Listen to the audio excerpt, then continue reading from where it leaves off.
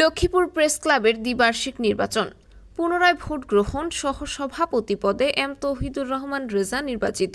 এখন থাকছে বিস্তারিত। লক্ষ্মীপুর প্রেস ক্লাবের দ্বিবার্ষিক কার্যনির্বাহী পরিষদ নির্বাচন 2026-27 সহ সভাপতি পদে এম তৌহিদুর রহমান রেজা নির্বাচিত হয়েছেন।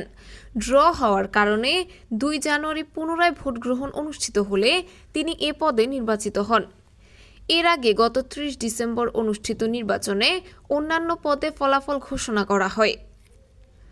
ওই দিন সভাপতি পদে আহম মোস্তাকুর রহমান এবং সাধারণ সম্পাদক পদে সাইদুল ইসলাম পাবেল নির্বাচিত হন।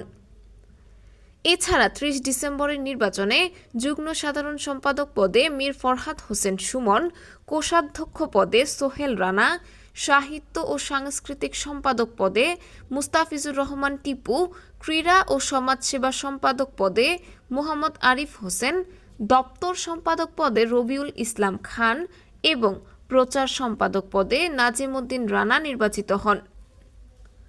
কার্যনির্বাহী সদস্য পদে নির্বাচিত হন রাজীব হোসেন রাজু ও মোহাম্মদ আফজাল হোসেন সবুজ।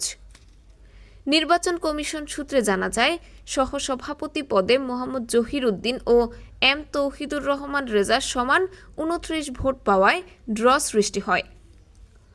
পরে 2 জানুয়ারি পুনরায় ভোট গ্রহণ অনুষ্ঠিত হলে এম তৌহিদুর রহমান রেজা নির্বাচিত হন।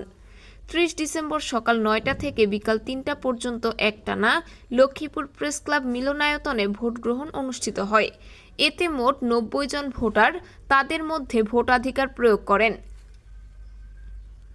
11টি পদের বিপরীতে 25 জন প্রার্থী প্রতিদ্বন্দ্বিতা করেন। ভোট গণনা শেষে প্রধান নির্বাচন কমিশনার সিনিয়র সাংবাদিক ও কবি গাজী গিয়াসউদ্দিন ফলাফল ঘোষণা করেন।